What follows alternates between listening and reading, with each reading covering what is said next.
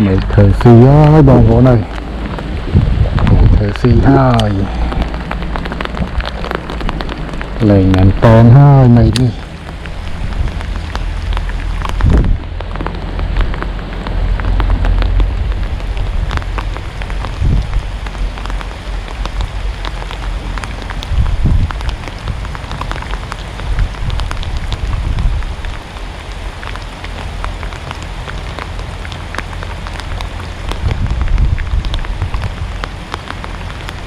lên hơi mệt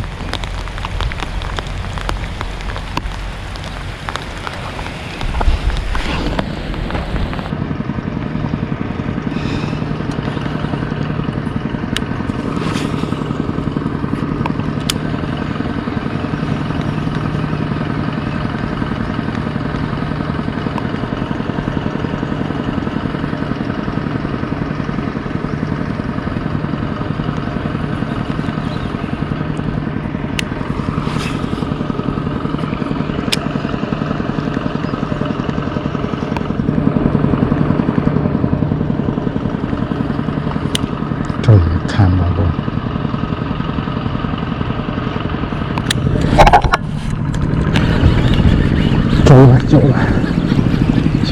chỗ là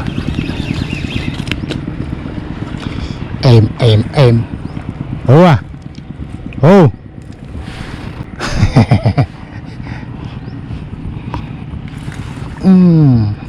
em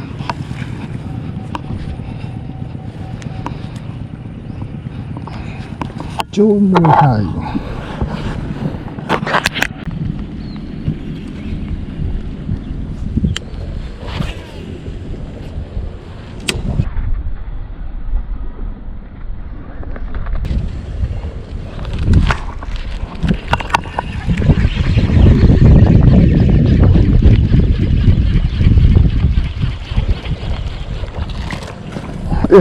chờ ra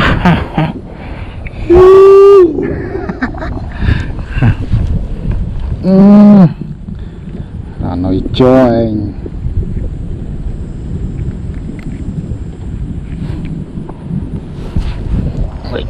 nói cho chỗ là bọn nó chỗ nói cho này lươn chiên em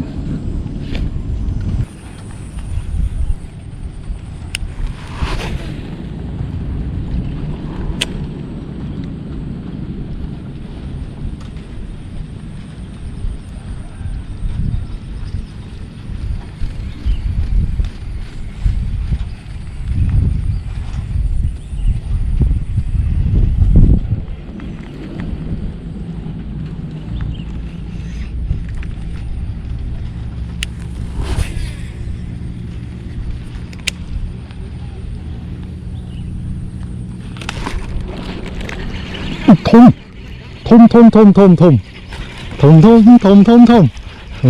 ấy rồi ấy da trời mà tu chứ dạ chỗ là ơi chỗ hai nó ngày cái nhà đó tệ scom tới nói cho sạch phép nói cho